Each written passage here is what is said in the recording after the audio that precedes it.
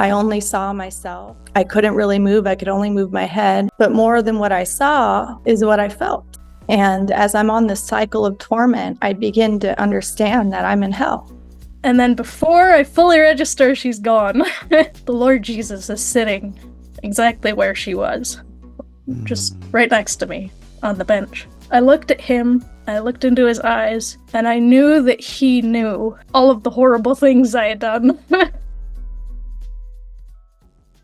Hi everyone, welcome back to my channel and thank you so much for those who subscribe. If you haven't subscribed yet, please do so now. Today's message is going to be really powerful. There are moments in life when the unseen world breaks through, moments that changes everything. Today I'm going to talk about two powerful testimonies that had interviews with Randy Kay, who lived in the occult, Satanism, witchcraft, served the darkness and believed in their own power. But both of them met the undeniable light of Jesus Christ. These are stories from Alexandria and Renee. Two very different lives, yet one truth, that no one is too far gone for God's grace. Both Alexandria and Renee also met Satan. Alexandria actually went to hell and experienced Satan there, but both of these women got a second chance. I personally think that God knew He's going to send them back, otherwise they would have been condemned to hell for eternity. So in between these two testimonies, I will play some clips from the real interviews. Now let's go into Alexandria's journey.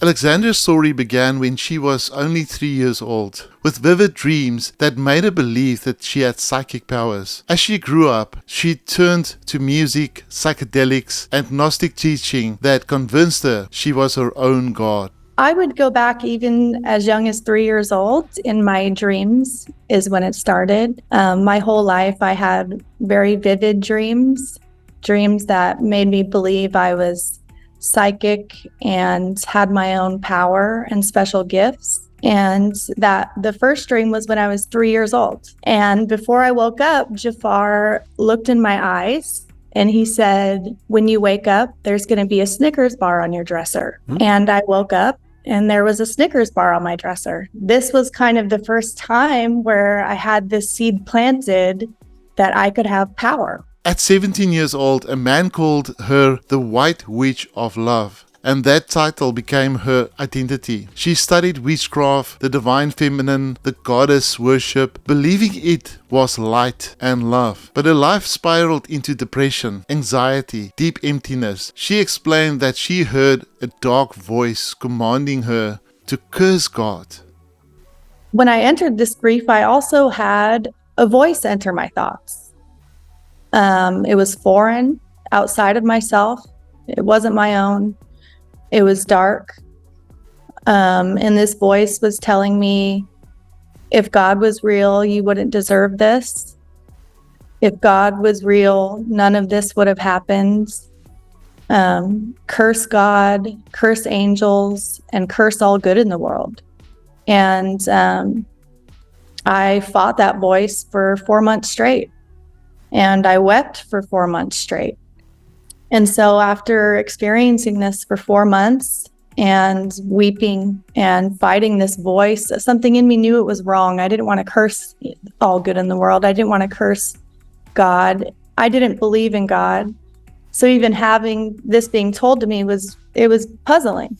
On February 13th, the day before Valentine's Day, I was just driving in my car.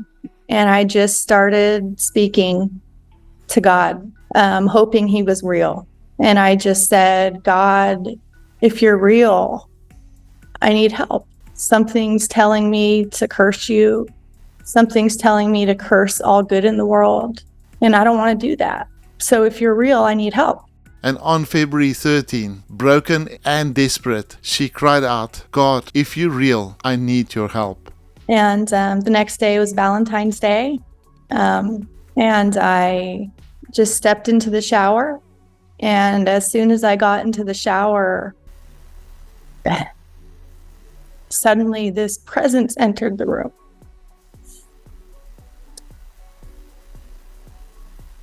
This presence entered the room and it was all around me. And I started to be just poured over with love. just poured over with love like oil. And just the whole room was filled with this presence. There's no other way to describe it. I just knew it was Jesus. And so as I'm being poured over with this love, I just lift my hands in the air and I say, okay, Jesus, I know that you are God. And when I said that, suddenly I dropped to my knees. But when I dropped to my knees, I felt my spirit, I felt my whole self drop below. But what came next shocked her. She found herself chained in fairy caverns, a place she described as hell.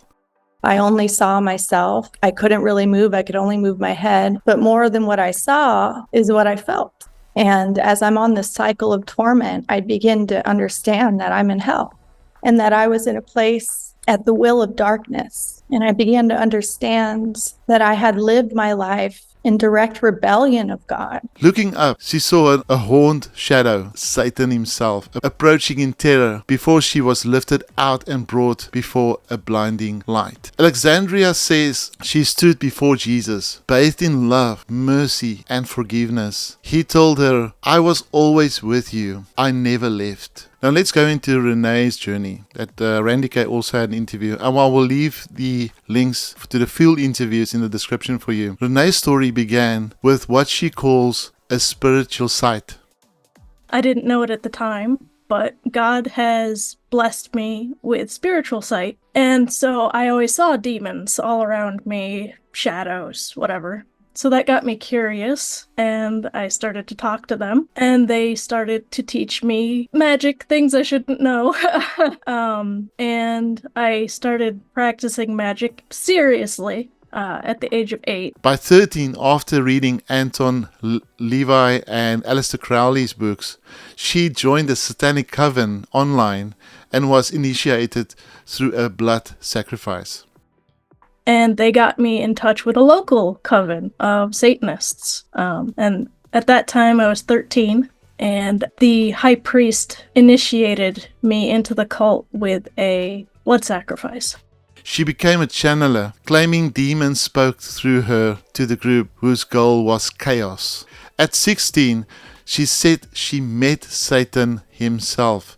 From that point, the cult's mission changed, targeting Christians and pastors directly. But whenever she tried to attack a believer, she saw a blue dome of light over praying Christians.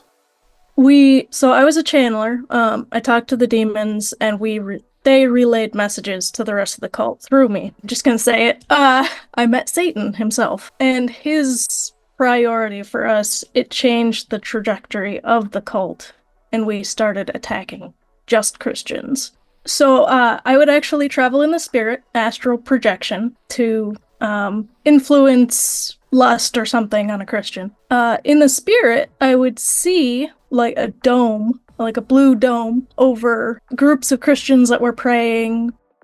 That is why prayer is so important for us. An invisible shield that couldn't be penetrated. She asked Satan if Jesus was real, and he grew very angry with her and said yes, mocking her for now knowing who her real enemy was. Later, when demons tried to possess her, Renee cried out to Jesus, and she says he instantly delivered her there. Years later, during a surgery, she had a miscarriage. Renee flatlined completely, so she was dead.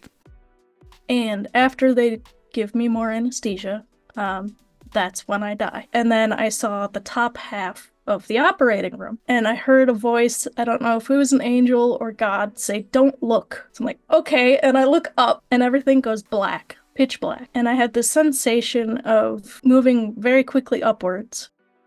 She found herself rising up, then sitting on a bench. Her deceased aunt first appeared to her, then vanished, and then in her place, then Jesus appeared to her, next to her. And then before I fully register, she's gone. The Lord Jesus is sitting exactly where she was, just right next to me on the bench. I looked at him, I looked into his eyes, and I knew that he knew all of the horrible things I had done. She felt overwhelmingly fear when Jesus was next to her, and guilt, and expecting condemnation from Jesus. But Jesus only radiated peace and love. what confused me for a split second, he was wearing robes, soft, like cream-colored robes, and he pulled them apart, and it wasn't his chest there, it was a portal with all of creation inside. And I was mesmerized by that sight, and I was leaning forward to look inside the portal, because it was just beautiful and complex. And he was just communicating that I am God. So both Alexandria and Renee walk through the deepest darkness, yet both found the same light, Jesus Christ. They discovered Jesus wasn't a myth. It wasn't just symbolic. Jesus is real. He's merciful.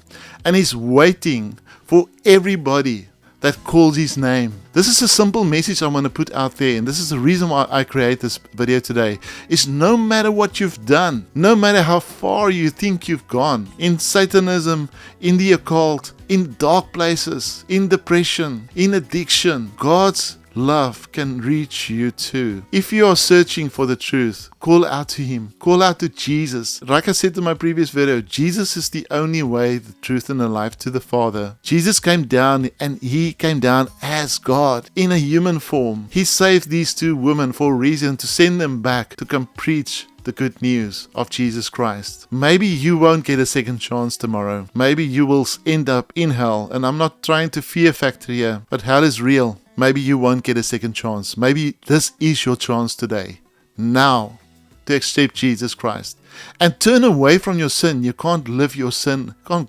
continue with your sin. I just want to finish with a verse from John 8, verse 12. Jesus said, I am the light of the world. Thank you for watching. Thank you for subscribing, and I see you in the next one.